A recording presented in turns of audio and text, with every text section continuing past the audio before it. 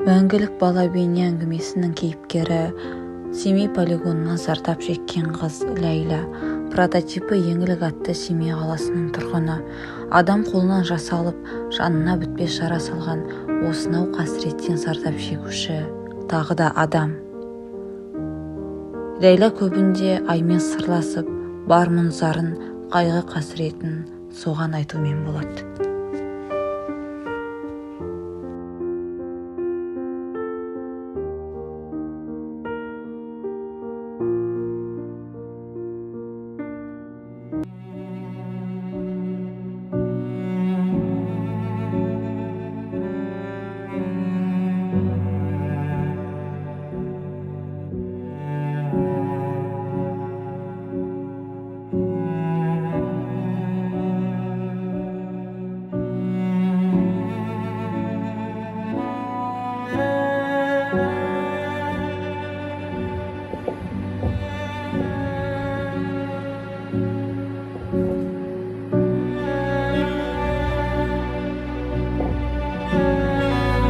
О, жарғай, мүсіркемесе мені.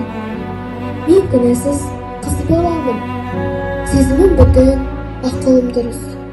Бірақ мына тіршілік дүниесінің безінен жұдырықтай жүрегім кек пен қасіретке толы. Мен өзіме адам секілдімін, ал басқаларға адам бейнелі табиғи түсетін мүгедекпін. Қарауылдың адамдары мені көрген сайын, мына ата-алады адамдар тәубесіне келсін.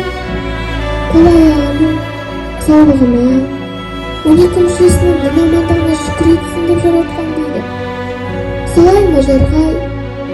Мен өзіңе ғана, саған ғана сенемін.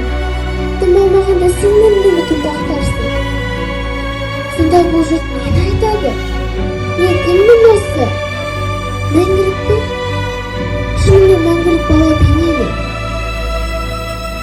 Ләйла қыз сөйлеп отыр. Мылқау ой дөңгеленіп алыстап барады.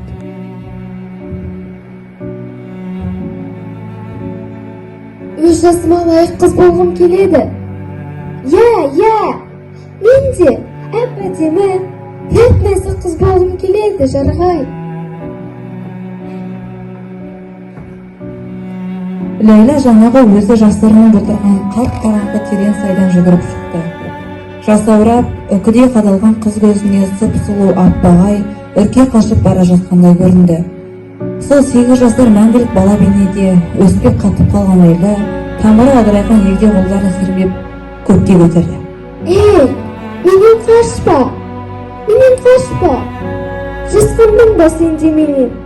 Жиіркенемісің сен де? Ертең тағы сайда кездесейік, жарғай. Мен сені сонда күтемін.